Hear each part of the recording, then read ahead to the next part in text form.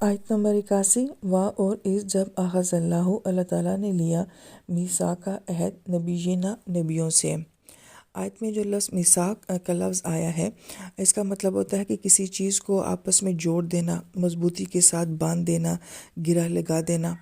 عربی زبان میں ارض الوسیقہ کہا جاتا ہے کہ ایسی زمین کو کہ جس میں آپ کی امید سے بھی زیادہ گھاس ہو، آپ کے جانور بھی اس میں چر سکیں، مگر اس کے باوجود اس کا گھاس جو ہے وہ زمین کے اوپر باقی رہے۔ تو جو اس کے اندر کانسیپٹ ہے لفظ کے اندر وہ یہ کہ گھاس جو ہے وہ زمین کے ساتھ اس وقت تک موجود رہتا ہے کہ جب تک کہ آپ کا مقصد پورا نہیں ہو جاتا ہے، یعنی کہ وہ ایسی زمین ہے۔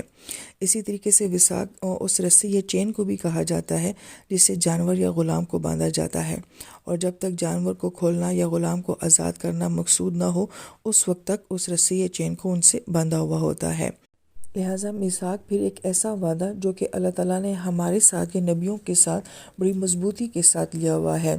اور ہم اس عہد کی وجہ سے اللہ تعالیٰ کے ساتھ جڑے ہوئے ہیں، ہم پابند ہیں اس عہد کے۔ اب وہ عہد کیا تھا جس کے بارے میں ایک قول یہ ہے کہ الست بربکم کا عہد تھا کہ اللہ تعالیٰ نے تمام روحوں سے یہ عہد لیا تھا کیا میں تمہارا رب نہیں ہوں، اور تمام روحوں نے جواب دیا تھا کیوں نہیں، آپ ہی ہمارے رب ہیں۔ دوسرا کہا جاتا ہے کہ یہ عہد اللہ تعالیٰ نے تمام نبیوں سے لیا تھا کہ ہر نبی جو ہیں اپنے بعد آنے والے نبی کی بشارت دیں گے اپنی امت کو، اور انہیں یہ کہہ کے جائیں گے اپنی زندگی میں کہ تم نے آنے والے نبی کو فالو کرنا ہے، اور اسی طریقے سے آنے والا نبی جو ہے اپنے بعد کے آنے والے نبی کی جو ہے وہ بشارت دے کر جائے گا۔ تو یہ عہد جو ہے نبیوں سے لیا گیا تھا کہ انہوں نے ایک دوسرے کی جو ہے وہ تائید کرنی ہے۔ اور ایک تیسرا قول یہ ملتا ہے کہ یہ عہد بنی اسرائیل سے بھی لیا گیا تھا کہ تم نے تمام نبیوں کو جو ہے وہ ماننا ہے اور ان میں کسی کے درمیان میں فرق نہیں کرنا ہے۔ پھر اللہ فرماتے ہیں کہ لما جو کچھ بھی آتیتکم میں تم سب کو دوں گا، من کتاب سے، و حکمتن اور حکمت سے، ثم پھر جاءکم تمہارے پاس آئیں گے رسول مصدقون یہ تصدیق کرتے ہوں گے، لما جو کچھ بھی معکم تمہارے پاس ہے،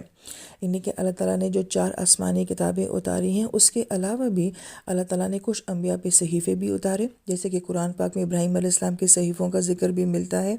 اور باقی تمام انبیاء کو ہو سکتا ہے کہ اللہ پاک نے ان کو بھی صحیفے دیے ہوں یا حکمت کی صورت میں ہی سارا علم دیا ہو، کیونکہ یہاں پہ 2 چیزوں کا ذکر کیا گیا ہے، ایک کتاب کا اور ایک حکمت کا، یعنی کہ حکمت سے مراد یہ ہے کہ ہر نبی کو اللہ پاک نے حکمت کے ذریعے بہت سارا علم دیا تھا۔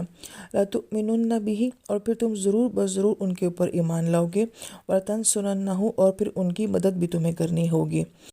قال اللہ تعالیٰ نے فرمایا اقررتم کیا تم نے اقرار کر لیا، واخذتم اور تم نے لے لیا، علی ذالکم اس کے اوپر، اسری میری ذمہ داری کو، یا اس کا ترجمہ یہ بھی ہو سکتا ہے کہ کیا تم نے میری ڈالی ہوئی ذمہ داری کو قبول کر لیا۔ قالو تو سب نے کہا اقررنا ہم نے اقرار کر لیا۔ قالا تو اللہ تعالیٰ نے فرمایا کہ فاشہدوا اب تم گواہ رہنا، وانا اور میں بھی معکم تم سب کے ساتھ من الشاہدین گواہوں میں سے ہوں۔